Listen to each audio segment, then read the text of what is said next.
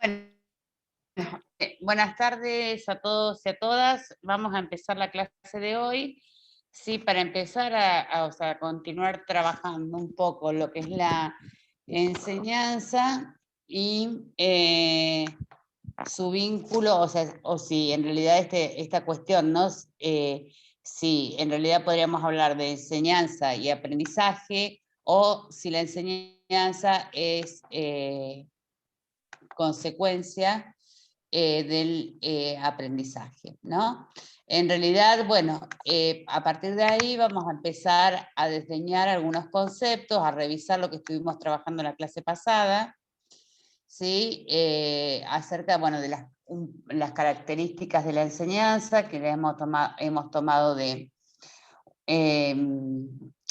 Coles, de Stella Coles, de María Cristina Davini, ¿sí? Y en realidad, bueno, lo que tenemos claro es que es un acto, es una situación donde interactúa, o sea, donde los componentes, ¿sí? Está constituido por un docente que enseña, un estudiante o grupo de estudiantes y un contenido, donde prima la relación, digamos, donde prima una relación donde hay una división, digamos, o roles asignados, a uno la tarea de enseñar y a otro la tarea de aprender, y que en realidad lo que, digamos, terciariza este vínculo entre dos personas es el contenido de enseñar.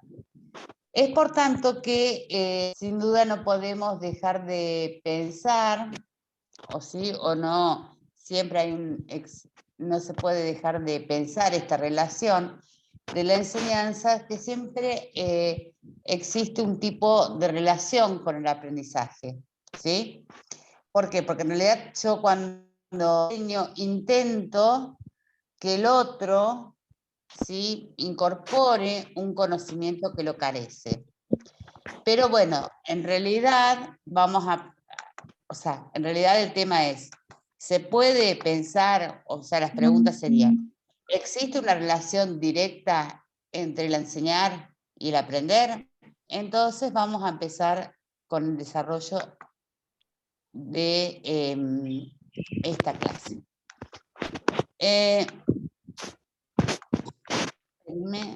Ahí está, bien. Una de las cuestiones que parece como que tendríamos que ir empezando a diseñar, y que ustedes están cursando en su mayoría psicología, bueno, empezar a pensar qué es un poco el aprendizaje, ¿no? Entonces,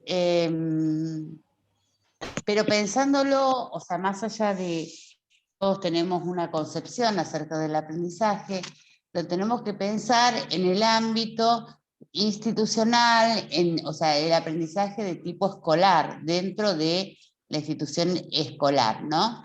Entonces, podríamos, en primer lugar, para definir el aprendizaje, podríamos decir, sí, en términos muy generales, que es, o sea, digamos, ¿no?, un cambio o unas modificaciones cognitivas de los sujetos.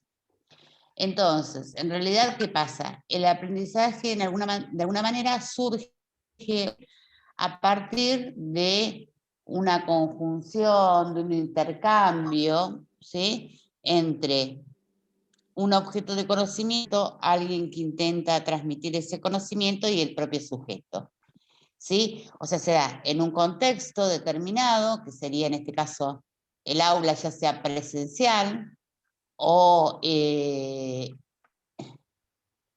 este tipo de aula, digamos, ¿sí? Y perdónenme que me callo un poquito porque están entrando los compañeros, ¿no? Y, o sea, quien enseña va a ofrecer determinados medios y estrategias concretas para que se produzca este acto. En realidad nosotros tenemos que tener en claro que nosotros hacemos el intento, pero cada uno de nosotros aprendemos, ¿sí? No necesariamente tenemos que aprender en los tiempos institucionales, quizás nos lleva más tiempo, menos tiempo, y eso depende de la propia subjetividad de cada uno de los sujetos. ¿Sí? ¿Alguna pregunta hasta acá? No, ninguna, profe. Bien. Entonces, de alguna manera podríamos decir que el aprendizaje, digamos, es algo que lo vivimos, ¿sí? Cada uno de nosotros, y, digamos, interiormente nosotros realizamos procesos de interacción e intercambio, ¿sí? Con ese objeto de conocimiento. O sea, en realidad, ¿qué pasa? Incorporamos, nos ofrecen una gama de un contenido y nosotros como sujetos, interiormente, lo que vamos haciendo un proceso de diálogo, de intercambio, ¿sí? En realidad, ¿qué pasa? No siempre, o sea, esto lo voy a reiterar para que lo tenga claro, digamos, no siempre se da en los tiempos que están previstos por la institución. Quizás nosotros podemos dar respuesta a lo que nos piden, o sea, el docente en este espacio concreto, que es el acto de enseñar, pero no ha generado un cambio significativo en nuestra estructura cognitiva. Entonces, en esta relación entre el que enseña y el que aprende, fundamentalmente se da un proceso de comunicación, ¿sí? Con una clara intencionalidad. ¿Se acuerdan que esto estaba, habíamos hablado que en la intencionalidad se podría hablar de dos vías? Por un lado, la intencionalidad desde el docente de enseñar y desde el estudiante de... Esperen. Entonces, nosotros estamos en este acto, en esta relación donde existe un docente, un estudiante, ¿sí? Y un contenido. En primer lugar, lo que tenemos que tener, o sea, tener en claro que nosotros tenemos como docentes es, digamos, la intención de facilitar los aprendizajes de los estudiantes. Ahora, esta facilitación, ¿cómo se hace? ¿Sí? No es una cuestión menor, no es una cuestión fácil, porque implica un proceso complejo por parte del docente. Es decir, en primer lugar hay que pensar, o sea, en primer lugar lo que tenemos que tener en claro es que nosotros vamos a enseñar un determinado contenido, ¿sí? Un determinado valor cultural. Entonces, ¿qué tenemos? En primer lugar, como docentes tenemos que pensar, bueno, a ver, empezar a realizar lo que se denomina la planificación o empezar a construir, digamos, qué vamos a enseñar, ¿sí? Para luego, o sea, determinar bien cuáles son los contenidos que nos interesan, o sea, que son necesarios enseñarlos, y luego, Bruno, estás levantando la mano. Sí, ¿me escucha? Perfecto. Quería preguntarle si en la planificación siempre tienen que estar los tres tiempos, ¿no? De la introducción, el desarrollo y la conclusión. ¿O puede hacerse de una manera totalmente diferente a eso? Bruno, lo que estoy planteando, o sea, estoy planteando en primer lugar es lo que estoy diciendo es lo que nosotros vamos a, o sea, lo que cada uno de nosotros hace previo al paso de la clase, ¿sí? Es decir, cuando nosotros decimos, bueno, estoy a cargo de determinada unidad curricular, bien, ¿qué contenido es prioritario en esta unidad curricular? Entonces, en primer lugar, lo que hago es digamos, defino cuáles son los contenidos que voy a enseñar, ¿sí? Para después ponerlo en acto lo que estás diciendo, ¿sí? Esto sería una fase preactiva de la enseñanza. ¿Mm? Digamos, es ese espacio de construcción mental que hacemos nosotros. Yo no sé, Bruno, si vos te dedicás das clase o no. No, no. Mm.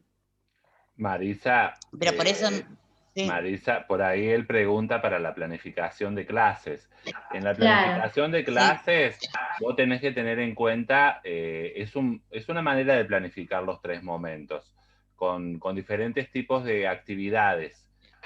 Vos podés planificar, cuando planificás una clase, cómo iniciarías la clase, actividades llamadas de inicio, en el momento de que vos das el contenido o el cuerpo del contenido, lo central de esa clase, son las actividades de desarrollo, donde hay momentos de exposición, momentos donde los estudiantes trabajan sobre ese tema que vos presentaste, y generalmente hay actividades de cierre, donde, bueno, se hace un repaso o se trabaja con los alumnos que comprendieron sobre el tema que se presentó en esa clase. Esa es una manera clásica, con 3 momentos de actividades. Antes se llamaba el principio, medio y fin, hace muchos años. Hoy también se habla de momentos, a veces momento 1 de la clase, momento 2, primer momento, segundo momento, tercer momento, pero son maneras lógicas. Siempre la clase tiene un estilo narrativo, como una narración que tiene una introducción, un desarrollo y un cierre, un desenlace. Uno cuando empieza la clase, lo ideal sería primero tener un momento de trabajo con el estudiante, antes de ir directamente al tema, algún momento de intercambio, alguna pregunta, algún momento donde el alumno pueda problematizar previo a presentar este tema, que sabe, que tiene la psicología cognitiva, dice un momento como para activar saberes previos o ver qué sabe sobre el tema, un momento donde se presenta realmente el tema, donde está el cuerpo del tema, y un momento donde se recapitula o se trata de cerrar, tratando de ver qué se comprendió. Esa es la manera más clásica de planificación de clases. Lo que hoy se está presentando es qué vínculo hay entre el enseñar y el aprender. El aprender es algo que ocurre en todos los sujetos. Todos los sujetos podemos aprender. Y aprendemos sin que a veces nos enseñen. Aprendemos a veces cosas diferentes a las que se nos intentan enseñar. Pero bueno, ¿qué vínculo hay entre el enseñar y el aprender? Es lo que está intentando presentar Marisa. Esos temas que vos estás consultando se van a ver en la unidad número 4, cuando se vean programación, planificación de la enseñanza, y se van a ver por ahí planificaciones más generales, cómo se arma un programa de un curso, un proyecto de un curso, y vos estás preguntando más por una planificación más micro, que es de una clase. ¿Cómo planifico una clase de 40 minutos, de 80 minutos, o de 120, o de 2 horas en la universidad, 2 horas reloj, o 3 horas reloj, dependiendo? Pero bueno, esas son las lógicas y las sugerencias que se dan. Vos a cada clase le podés incorporar en esos momentos diferentes recursos al iniciar la clase. Gracias, Pablo. Podés empezar una clase con Sí. una imagen, por ejemplo, y decir, vi esta imagen. Yo me acuerdo una vez había empezado, había una docente que se había encadenado en la Plaza de Rawson y encabecé la clase sobre eso. Era la época del gobierno radical en la provincia, cuando había venido, y había todos unos paros y qué sé yo. Después hubo iguales o peores en la época de la provincia. Entonces, bueno, estábamos en la práctica docente y trabajamos eso, que fue como motivador, porque cursábamos en la escuela 4, que está a metros de la Plaza Rawson, entonces, bueno, no podíamos desconocer esa situación. Eso fue motivante para trabajar, y después desarrollamos los temas de la clase y centramos. Eso puede ser un recurso interesante. A veces se puede pasar un video cortito de 2 minutos donde vos iniciás y problematizás los alumnos sobre eso. Podés poner un graffiti en el pizarrón o una frase y podés empezar la discusión sobre esa frase. Siempre en el inicio también encadenás con los temas que vos ya estuviste viendo antes, porque la clase es parte de una secuencia de clases y de temas que se vienen dando. Pero bueno, me estoy adelantando un montón de temas. Claudia, creo que te No, en realidad. Ah, No, que en realidad. Sí, no, en realidad lo que estaba planteando es justamente el trabajo que el docente hace previo al desarrollo de la clase, que intenta favorecer el aprendizaje. Tiene que ver con esta construcción mental y que esto va a ser luego, o se lo vamos a desarrollar, como bien lo dijo Pablo, luego. Pero el tema es, bueno, decir, todo este trabajo complejo que nosotros hacemos a la hora de enseñar, que en realidad nosotros tenemos como intención es, digamos, el generar el aprendizaje, por lo tanto tenemos que definir, bueno, a ver, qué es lo prioritario, qué es lo importante y qué es lo secundario. Para después poner en acto este tipo en la clase, que obviamente, sí, cuando yo enseño, se van a ver un montón de alguna manera de cambios producto por el encuentro entre sujetos, ¿sí? Por eso lo quería aclarar, Bruno, ¿sí? Entonces, en realidad el tema es que, bueno, justamente tenemos que tener o sea, para intentar favorecer el aprendizaje, de alguna manera tenemos que tener en cuenta los contenidos, ¿sí? El grupo de alumnos, el grupo de alumnos, ¿sí? Acá Yelén Soria pregunta, en cuanto concepto dijo que el aprendizaje es un cambio en el estudiante, en la estructura cognitiva del estudiante, ¿sí? O en el cambio de los estudiantes, ¿sí? Depende. Alguna vez puede como que no generar un cambio. La intención está, que se cumpla, son... dos cuestiones, el resultado depende de cada uno de nosotros, si estamos preparados o no, cognitivamente, si tenemos deseo de aprender o no, ¿sí? Hay muchas unidades, en el tránsito, habíamos dicho que el tránsito por la escuela tampoco era una cuestión placentera, sino que tiene que ver con la incorporación de unos contenidos que están prescritos en el diseño curricular, ¿sí?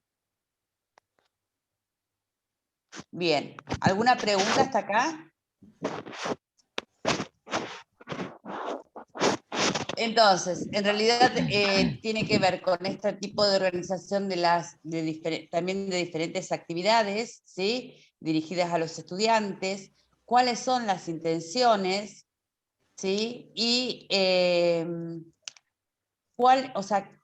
lugar o qué rol voy a cumplir yo como docente, ¿sí? En el acto de enseñar, ¿sí? Es decir, cómo voy a orientar a los estudiantes, en primer lugar, cómo los voy a motivar a los estudiantes, luego, qué acción les voy a dar para la tarea y los recursos didácticos que voy a utilizar, ¿sí? Espérenme.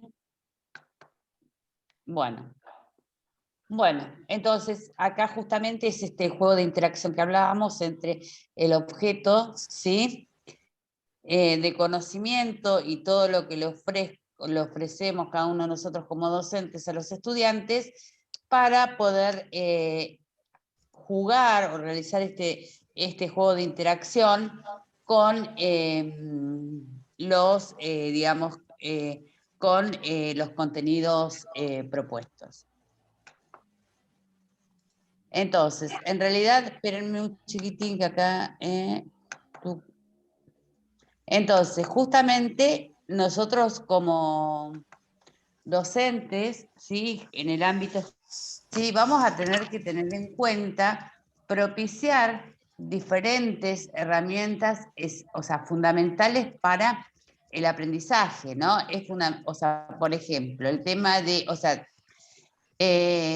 el tema de la lectura, la escritura, la expresión oral, intentar guiar en la solución de problemas, el acceso a la información, que puedan buscar eficazmente la información, que puedan llegar a lograr, ¿sí?, diferentes operaciones de metacognición, que puedan tener mensaje y técnicas, o sea, y diferentes técnicas de trabajo individual y grupal.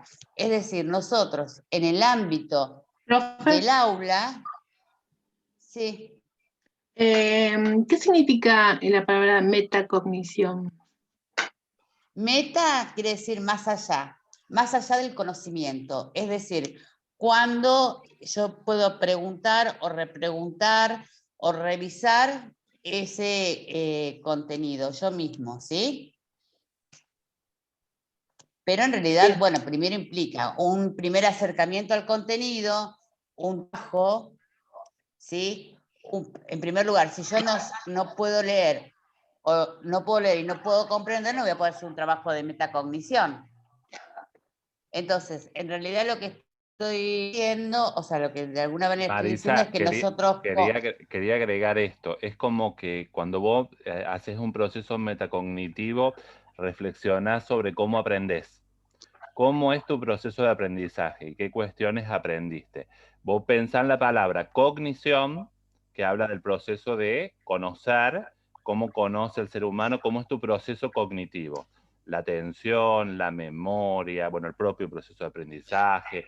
Hay toda una serie de aspectos que se activan en tu proceso cognitivo, en tu proceso de conocer. Cómo conoce un estudiante, cómo conoce un estudiante. Y un proceso metacognitivo activa el proceso de reflexión del estudiante. Y a veces la metacognición es tu autorregulación. Vos te regulás a vos mismo acerca de cómo vas aprendiendo. Pero cuando realizás un proceso metacognitivo, tomás conciencia de lo que sabías y de lo nuevo que aprendiste. Y de lo nuevo que aprendiste y reflexionás sobre lo que aprendiste.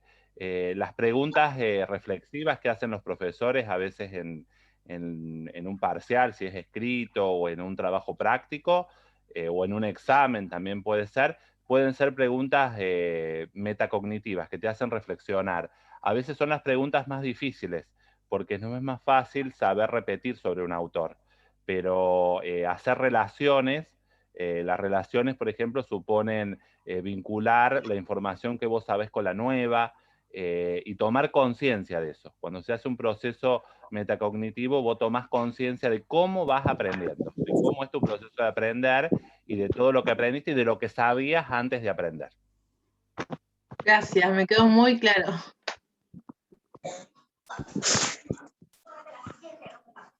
En realidad lo que se está planteando es, esperen que acá, de alguna manera nosotros, o sea, en realidad nosotros tenemos que ir guiando al estudiante, ¿no? Y que en realidad tenemos que guiarlo a través de, en primer lugar, de consignas claras y precisas, e ir buscando, digamos, desde lo más simple a lo más complejo, o sea, que el estudiante genere procesos cognitivos, ¿no? Porque en realidad no podemos, o sea, exigir que hagan un trabajo metacognitivo si en realidad, ¿sí?, no han podido incorporar el contenido a través de la lectura, o no pueden escribir, ¿sí? En realidad, lo que se está planteando de alguna manera es que el docente tiene que guiar con consignas claras, precisas y con una clara intencionalidad los diferentes procesos, ¿sí? Porque si no, fíjense lo que nos está pasando con, bueno, yo lo digo como profe de educación secundaria, ¿no es cierto? Cuando, o sea, tenés que plantearle al estudiante la guía para, por ejemplo, yo doy sociología, para que busque, por ejemplo, en internet, ¿no? Y cuando busca en internet, lo único que hace es copiar y pegar, sin leer, sin analizar. Entonces, a partir de ahí, tenés que hacer el trabajo para que, digamos, no repita lo que está escrito y en diferentes tiempos pedir una o sea, un análisis reflexivo. ¿Sí?